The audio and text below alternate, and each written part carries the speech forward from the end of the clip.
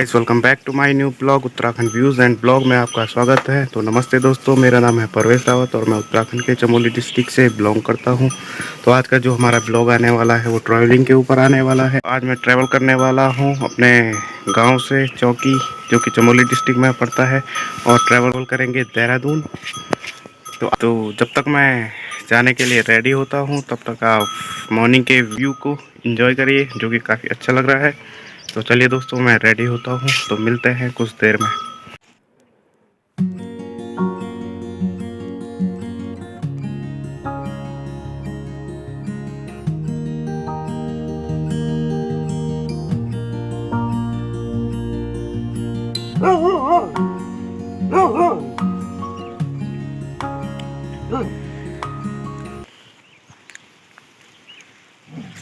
ये है बिट्टू और एक ये भोटिया डॉग डब्बू, जो कि मस्त बैठा है।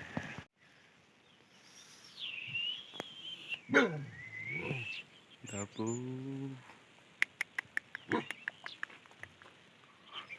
हेलो।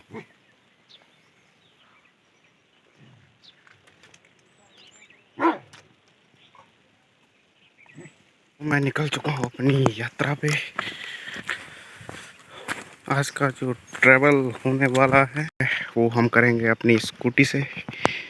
तो ये काफ़ी गंदी हो चुकी है, तो पहले इसको क्लीन करते हैं।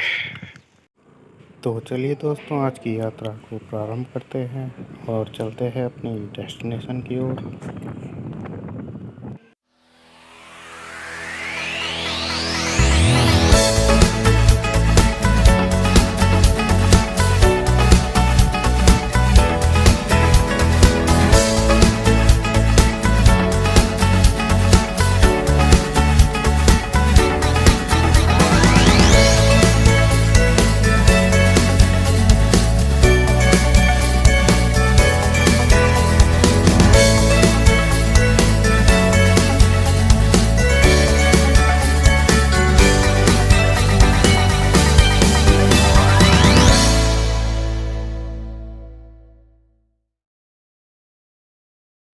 तो है गाइस, रुद्रप्रयाग मार्केट को पीछे छोड़ते हुए जिस लोकेशन पे मैं अभी रुका हुआ हूँ, इस स्थान का नाम मिनी गोवा है। इससे लोग मिनी गोवा के नाम से भी जानते हैं। काफ़ी ब्यूटीफुल जगह है और ये NH 58 पर ही पड़ता है। तो गाइस, जो ये प्लेस है ये कलेसौर और धारी देवी के बीच में पड़ता है। काफ़ी अच्छी जगह है ये देखने के लिए। तो आप जब भी इस रास्ते से ट्रैवल करें तो आप यहाँ पर रुक के इस नज़ारे का लुत्फ़ उठा सकते हैं। तो चलिए अपनी यात्रा को कंटिन्यू करते हुए मैं आगे बढ़ता हूँ। तो अभी मैं पहुँचने ही वाला हूँ का धारी देवी टेम्पल पे। तो चलिए धारी देवी टेम्पल को आपको विज़िट कराते हैं। तो ये है मेन एंट्री गेट धारी देवी टेम्पल का। तो गाइस, अभी मुझे देर हो रही है, तो इसलिए मुझे कंटिन्यू आगे बढ़ना पड़ेगा। तो मैं आपको आगे जाकर कुछ शॉट्स दिखाता हूँ धारी देवी टेम्पल के। पर एक दिन ज़रूर यहाँ पर रुक के डिटेल में यहाँ पर एक ब्लॉग बनाएंगे। तो चलिए अब मैं अपनी गाड़ी को साइड लगाता हूँ और धारी देवी टेम्पल की एक झलक दिखाता हूँ आपको। काफ़ी खूबसूरत मंदिर बना हुआ है धारी देवी का। तो जो ये मंदिर आप देख रहे हैं अलकनंदा नदी के बीचों बीच बना हुआ है, ये धारी देवी का टेम्पल है। तो एक दिन ज़रूर इस पे एक ब्लॉग बनाएंगे। तो गाइस, धारी देवी टेम्पल को पीछे छोड़ते हुए मैं अभी जिस लोकेशन पे पहुंचा हूं, ये लोकेशन श्रीनगर डैम की है, जो कि श्रीकोट से अराउंड 5 या 6 किलोमीटर पीछे है। तो यहाँ का व्यू काफ़ी अच्छा लग रहा था, तो चलिए मैंने सोचा आपको कुछ व्यू दिखाए जाए। तो काफ़ी अच्छी लोकेशन है ये भी, यहाँ का व्यू काफ़ी अच्छा है। तो है गाइस, जो आपको ये सामने का व्यू दिखाई दे रहा है ये है श्रीकोट, जो कि एक छोटी सी मार्केट है और ये अपनी मेडिकल फैसिलिटीज़ के लिए काफ़ी फेमस है। तो है गाइस, मैं अभी पहुंच चुका हूं श्रीकोट के अंदर। ये श्रीकोट की छोटी सी मार्केट है और यहाँ से आगे जाकर श्रीनगर मार्केट शुरू होती है, जो कि यहाँ से अराउंड 1 या 2 किलोमीटर आगे है यहाँ से। तो चलिए आगे बढ़ते हैं। तो हे गाइस, अपनी जर्नी को कंटिन्यू आगे बढ़ाते हुए मैं पहुँच चुका हूँ आगे बगान में। यहाँ का नाम बागवान है और ये है बागवान की एक छोटी सी मार्केट। तो चलिए आगे बढ़ते हैं और अपनी जर्नी को कंटिन्यू रखते हैं। तो चलिए दोस्तों, चलते हैं।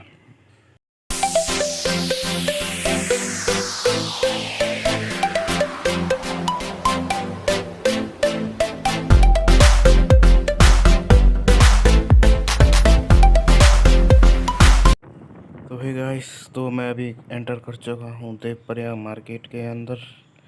तो ये देवप्रयाग की एक छोटी सी मार्केट है। तो चलिए आगे बढ़ते हैं। ये पुल बहुत बेकार है यहाँ पर, एनएच के द्वारा ये कुछ इस पर ठीक से काम किया गया नहीं। काफ़ी संकरी जगह यहाँ पे है।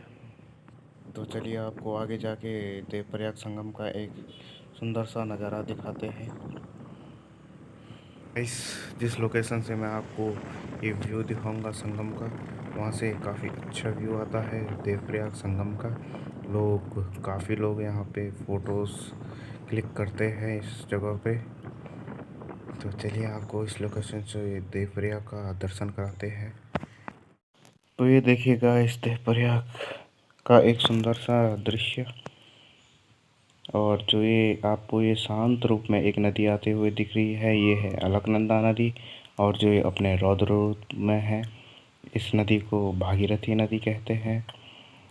इन दोनों नदियों के संगम को सास और बहू के नाम से भी जाना जाता है। तो देवप्रयाग जो है, ये इस साइड से देखा जाए तो ये प्रथम प्रयाग पड़ता है। अगर बद्रीनाथ साइड से देखा जाए तो विष्णु प्रयाग प्रथम प्रयाग पड़ता है।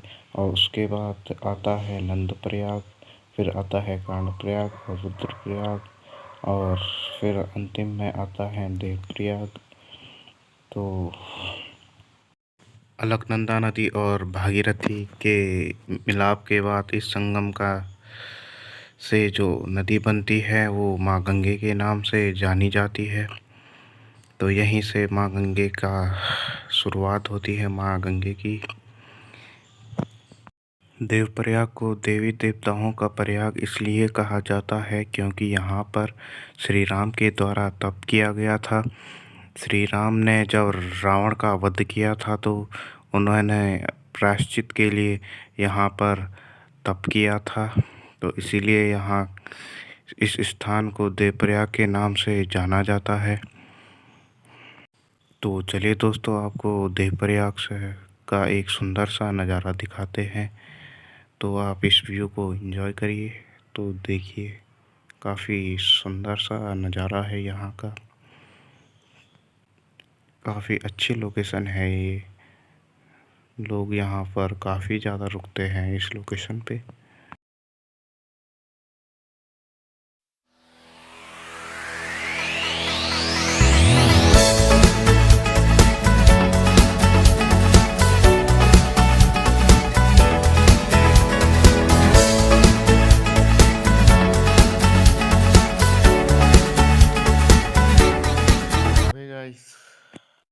फाइनली काफ़ी लंबा सफ़र तय करने के बाद मैं अभी जिस लोकेशन पे रुका हुआ हूँ, ये लोकेशन ब्यासी से आगे पड़ती है। सामने जो आपको एक गांव दिखा, ये काफ़ी खूबसूरत लोकेशन थी इस गांव की, और काफ़ी सुंदर सा एक छोटा सा गांव।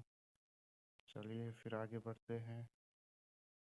तो हे गाइस, अभी मैं पहुंच चुका हूँ तोता घाटी में, जो कि एनएच ने यहाँ पर काफ़ी अच्छी सड़क बना ली है। यहाँ की सड़क की कंडीशन कुछ टाइम पहले काफ़ी ख़राब थी।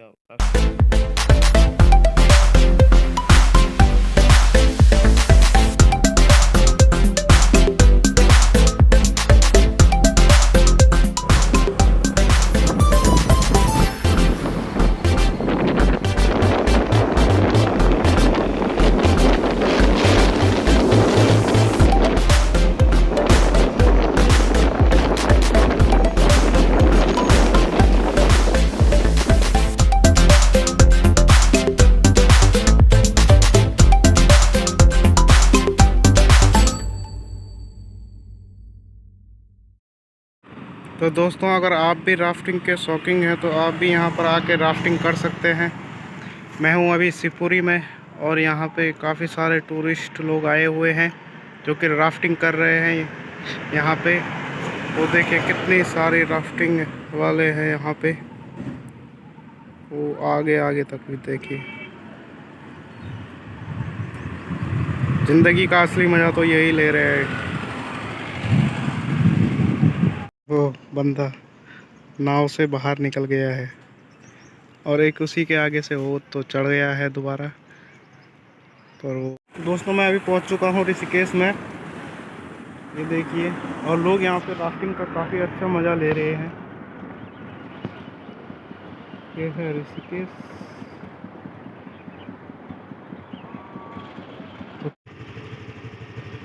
सामने का जो व्यू दिख रहा है ये ऋषिकेश का व्यू है, जहाँ पे कुछ लोग राफ्टिंग करते हुए। काफ़ी खूबसूरत शहर है ऋषिकेश, योग नगरी ऋषिकेश।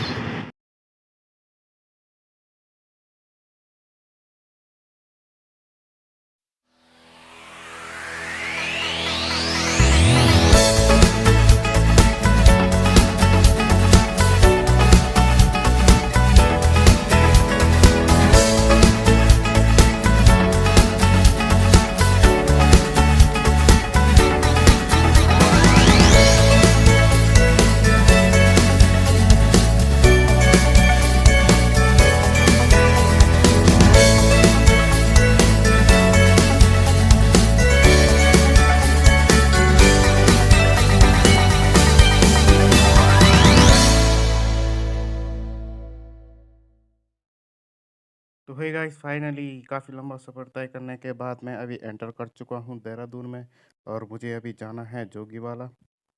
तो चलिए आगे मिलते हैं।